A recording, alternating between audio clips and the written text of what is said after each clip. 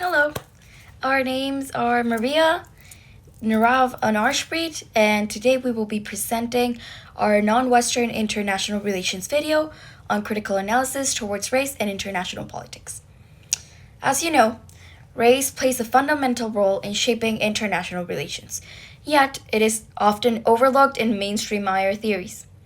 From colonial legacies to modern systematic crisis, race continues to structure dynamics and global power hierarchies. In this presentation, we will explore the impact of racial hierarchies on international politics using both historical and contemporary case studies. So, for our table of contents, we're going to do just a quick topic introduction. Then we're going to jump into our first segment of the three that we have today on some historical foundations of race in international relations. Then we're going to dive into our second segment that is composed by contemporary race case studies about race in global politics as of today. Our third segment is more into the rethinking IR, how we can include new methodologies in the theory, just to make sure that we involve, more academia-based learning content, and then some key takeaways by the end of our presentation, as well as some acknowledges and sources by the end. We really hope you enjoy, and let's dive in. Thanks. Today we will analyze the relevance of race in shaping policies, institutions, and conflicts, highlighting how racialized power structures continue to influence geopolitics, migration, and economic disparities. Our approach will integrate theoretical frameworks with real-world examples to illustrate these enduring patterns. One relevant quote that we chose for this is international relations must reckon its colonial past and present if it is truly to understand the world it seeks to explain. Course, and our main objective throughout our critical analysis is that by questioning traditional IR perspectives, we wish to shed light on racial dimensions of global affairs, and our discussion is structured into three key areas.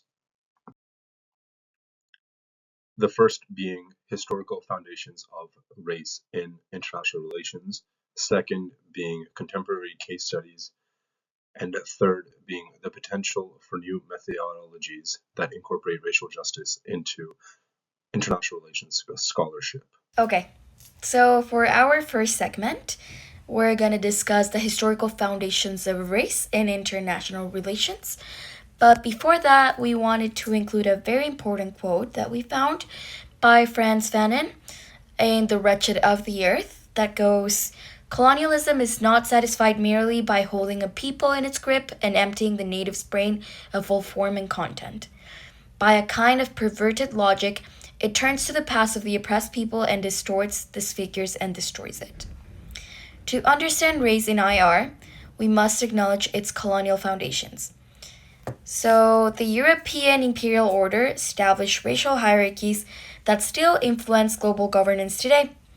According to Andrew S. Rosenberg, systematic global crises such as forced migration and economic inequality are racialized in both causes and consequences. Global politics experts have demonstrated in recent years that racial and white supremacy themes are central to international history, the emergence of the field of international relations in modern theory. The author of this article makes the case that race is just as important in the current and upcoming crisis of the 21st century, including the collection of systemic dangers that include migration, capitalism, inequality, and the accelerating rise of climate change. He also outlines the features of the current crisis and demonstrates how racism exacerbates its impacts in order to support this claim. Between summaries, racial disparities between the winners and losers of capitalism and the consequences of climate change exacerbate direct and indirect racial indiscrimination in non-white states and migrants in the global south. These interconnected issues will continue the vicious cycle of racial inequality around the world and will most definitely influence the interaction in politics for the next 50 years or so. To address the most important political issues of the 21st century, this article offers a research agenda for all IR's scholars to investigate the empirical implications of race in the international system, as well as incorporates marginalized perspectives on global politics from the past and present into the scholarship and more. Racialization of international politics is further explained in Carcourt and Marsh's work on classical realism. They argue that traditional IR perspectives prioritize national interest while neglecting racial justice, as seen in the U.S. foreign policy during the Vietnam War. Racialized perceptions of the other continue to inform geopolitical decisions. Up is hard to do, especially when it's a country. Catalonia, Kurdistan, Scotland, and Quebec, they all have a common interest here. Today, the Catalonian leader asked for dialogue, a peaceful recognition from Spain of Catalonia's independence. Ens han demanat que obrim un temps per donar l'oportunitat. But that doesn't seem likely. Independence movements always come with tricky politics. Whatever path we take, it should be one decided by us, not for us. And for Canadians, familiar ground. If Canada is divisible, Quebec is divisible. It's the same logic. The question of when a people should be able to gain independence never has a straight answer. There are active movements all over the world right now. What is it that drives them? And are peaceful solutions possible? So, Sam, you're just back from Iraqi Kurdistan. There seem to be independence movements growing everywhere. I mean, how does this compare? What was your experience there? The Iraqi Kurdistan situation is, there are certainly some similarities, but it's quite different. And we're talking about a part of the world where memories are long, but history is even longer. And the grievances among the Kurds, I mean, these date back centuries, but particularly looking back at Sykes-Picot and the fact that they were denied this sort of territorial integrity as a part of that. I mean, these have always been a number of variables. But in addition to that, there are major economic interests. I mean, this is a part of Iraq that has significant oil reserves, and the sort of economic power sharing around that has been highly disputed. And then you've also got a government, Barzani, who has been faltering in recent years. He's been unable to pay public sector workers' salaries. And so one of the things that we do see with politicians is that separatist movements, this kind of movement to achieve greater autonomy, it can add wind to their political sails, and certainly it becomes one of the ways that they can actually grow their base, maintain some momentum by focusing on these externalities instead of focusing on their own track record. Even today, when it comes to race, it functions as a geopolitical marker. The post-9/11 security discourse, as analyzed by Short and Kamburi, frames migration through a lens of cultural and racial incompatibility, reinforcing global racial hierarchies. This shift from biological to cultural racism shows how race remains embedded within international law and policy. Okay, so for segment 2, we have the contemporary case studies. So one clear example of contemporary racial hierarchies is the rise of anti-Asian hate during the COVID-19 pandemic. The framing of China as a geopolitical threat intensified racialized narratives, which influenced diplomatic relations and migration policies. This reflects on the article by Freeman called The Norm Against Noticing Race in IR, where racial bias is dismissed as irrelevant despite clear evidence. To deepen our understanding of how racial dynamics shape international relations, we turn onto the analytical framework proposed by these scholars, examining the intersections of racial hierarchy, international law, and foreign policy. This suggests that racial considerations are pivotal in explaining patterns of interstate interactions that sustain global inequalities. The authors highlight two primary manifestations of racism in international politics.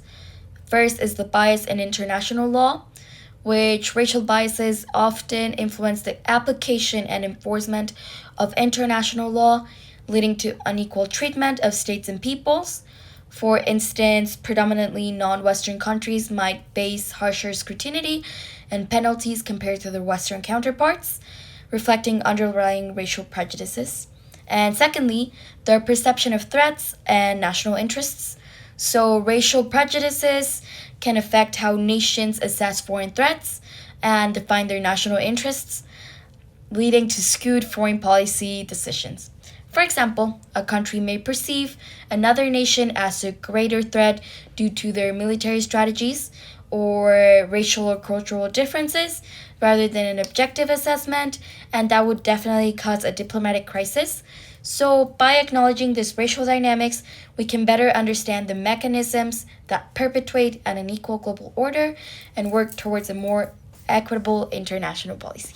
In Singapore, Raka and Yeo's research on mixed race identities reveal how colonial era racial hierarchies persist in state policies. Eurasian communities, despite their historical presence, face structural exclusion. This case illustrates how race intersects with national identity and policy making beyond the Western world. Similarly, in the case of South Africa, Hunter's study of racial neoliberalism in education showcases how post-apartheid policies continue to privilege white cultural norms. Private schools remain dominated by white elites, reinforcing global disparities in education. These examples demonstrate how race is deeply embedded in economic and social structures worldwide. For segment 3, we are going to start rethinking international relations. That's why, in order to address the racial hierarchies, we do agree that IR must embrace new methodologies.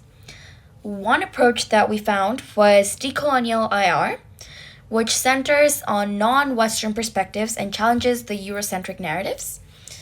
Blameyer's work on non Western perspectives and Black liberation theology, for example, offers a theological critique of white supremacy in global politics to break in the mutual silence between the study of Christian theology and the study of race in IR. The article presents the writings of James H. Cone, who is a Black libertarian theologian. These fields of study in IR have been largely being treated independently, despite the colonial modern concept of race having theological underpinnings. So Cone's thought responds to the complicity of white supremacy and Christianity, while also theorizing the theology of Black liberation. We are able to witness and give testament to the redemptive potential of a theological frame that invites us to think beyond secular reasons.